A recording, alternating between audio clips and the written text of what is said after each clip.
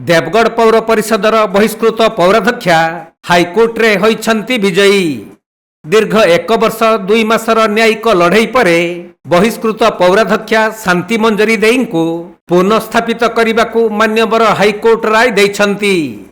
तेणु शांति मंजरी समर्थक माने देवगढ़ रे आतशबाजी और बाण फुटाई उत्सव मनाइथिबा बेले एही राय को शांति मंजरी स्वागत करने सह अधर्म विरुद्ध रे धर्मर जय हैला बोली कहिछंती।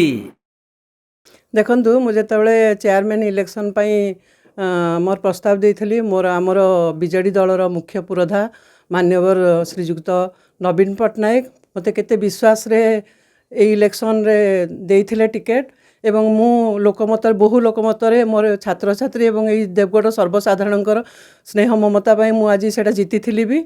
किंतु केते गुडे लोकंकर सबू तांकर जो खराब मनोवृत्ति पाई से मो ना रे केते गुडे एलिगेशन देइथिले किंतु हाईकोर्ट सेटा रद्द कर दैछंती।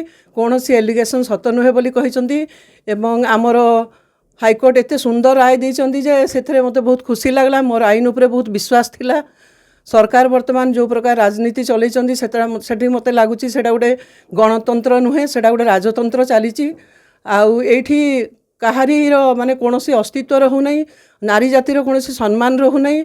आ जो एलिगेशन देकर मते सेटा बाहर कर देइथिले पुणी आज मते हाईकोर्ट मते सुंदर भाव से अधिकार देइछंती। सेति में मु तांका पाखरे चिर नमस्य। मोर आईन उपरे विश्वास थिला। आगो को देखा जाऊ देवगढ़ सर्वांगीन उन्नति करबा पई मु चेष्टा करबी। आ जो माने संविधान को उल्लंघन करछंती से जो माने संविधान रो गणपुत्र बोली कहउछंती देखंतु आपण रजामुंडा रे हमर जो हेइतला दि वाटरफॉल ऑफ देवगढ़ ताकू भांगी दिया जाइची एवं गणतंत्र रो जो नियम धारा अछि जो संविधान अछि ताकू भांगीबा पई भी तांकर कोनोसी दुस्साहस अछि। तांको कोनोसीटा किछि असुविधा लागु नै किंतु आज धर्मर जय हेछि एवं सेइत में भगवान को पाखरे मु चिर ऋणी रहउची एवं सर्वसाधारण मानकर जो स्नेह ममता मते आज मिलिची सेइत में मु बहुत खुशी।